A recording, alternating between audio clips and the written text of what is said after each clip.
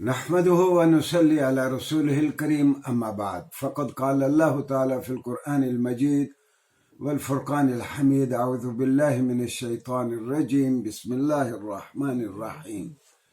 كي لا يكون دولة بين الأغنياء منكم وقال الله تعالى أمرت لأعدل بينكم ناظرین اکرامی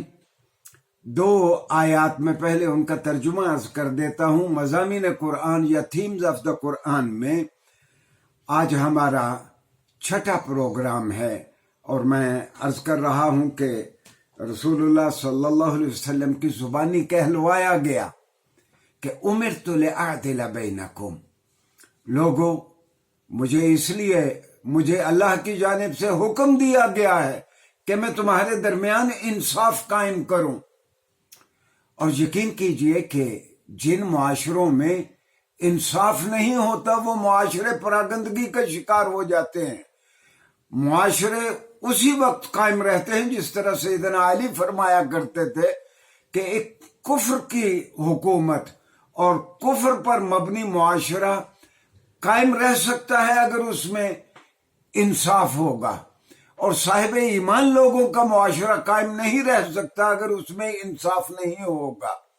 اور ناظرین گرامی، سب سے بڑا انصاف معاشی انصاف ہے۔ کام کرنے والے کو اس کی ٹھیک اجرت ملے، لوگوں کو ان کی صلاحیت کے مطابق وسائل ملے، اور اس طرح وسائل کی تقسیم ہو کہ پوری آبادیوں تک وسائل کا فائدہ پہنچے۔ میں اس کی مثال یوں دیتا ہوں کہ مثال کے طور پر میرا دل یہاں ہے، اور میرے دل کا کام ہے کہ یہ خون کو پمپ کرتا ہے، تو آپ حیران ہوں گے کہ یہ انگلیوں کی پوروں تک بھی خون پہنچتا ہے، میرے پاؤں کی پوروں تک بھی خون پہنچتا ہے۔ تو اللہ میاں نے کہا کہ لا یکون دولۃ بین الاغنیاء منکم، دیکھو ایسا نہ ہو کہ تمہاری دولت صرف تمہارے اغنیاء ہی میں گھومتی رہے۔ ایک بڑی پارٹی نے کوئی 10 ارب روپے آج لیے، کسی کام میں انویسٹ کیے، دوسری بڑی پارٹی کے پاس اس کا فائدہ چلا گیا، پھر تیسری بڑی پارٹی، اس بات سے ہمیں منع کیا گیا۔ گویا سیاقات قرآن میں، قرآن کے کنٹیکسٹ میں ہمیں یہ مضمر طور پر کہا گیا کہ آپ نے ایک ایسا معاشی نظام آپ نے ڈیولپ کرنا ہے،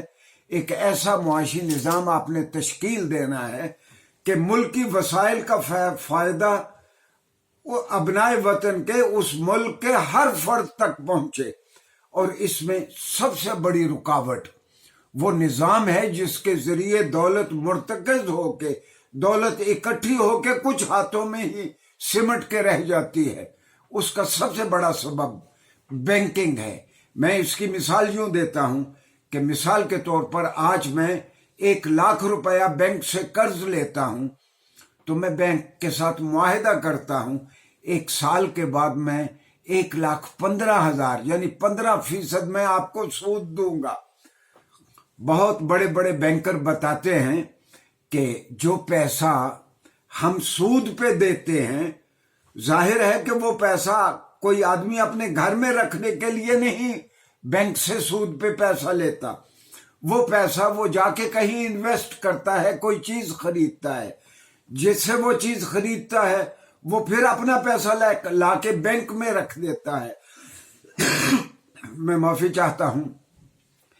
تو بینکرز کے بقول وہ پیسہ 9 مرتبہ، وہی پیسہ 9 مرتبہ پھر دوبارہ سود پہ دیا جاتا ہے۔ گویا 9 مرتبہ 10 مرتبہ جو پیسہ بینک نے 1 مرتبہ 15% سود پہ دیا، وہ 140 150% وہ بڑھ جاتا ہے، اور پیسہ اکمولیٹ ہوتے ہوتے، اکٹھا ہوتے ہوتے وہ بینکرز کے ہاتھ میں آ جاتا ہے۔ کسی درد مند نے بہت پہلے کہا تھا کہ ایک وقت آئے گا کہ کمیونزم ماسکو میں منہ چھپاتا پھرے گا۔ اور ناظرین گرامی، آپ نے دیکھا کہ آج سے 30 سال پہلے یہ USSR ٹوٹ گیا اور کمیونزم کی موت واقع ہو گئی۔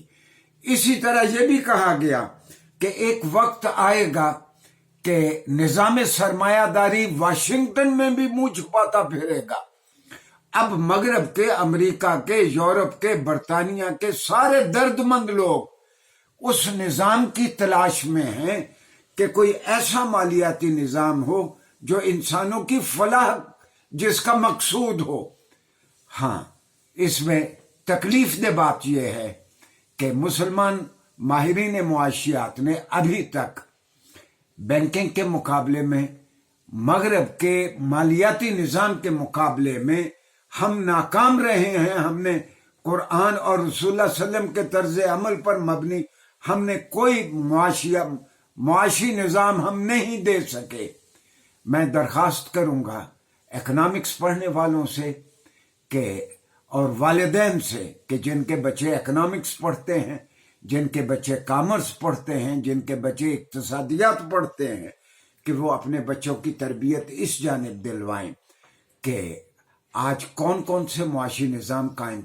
قائم ہیں جو دنیا میں چل رہے ہیں اور انسانیت ان کے سبب سسک رہی ہے، مر رہی ہے۔ وہ قرآن اور حدیث کی بنیاد پر، رسول اللہ صلی اللہ علیہ وسلم کے طرز عمل کی بنیاد پر ایک نیا معاشی نظام لا کے دے جو آج کے تقاضوں کے مطابق ہو اور جس کی روح قرآن اور حدیث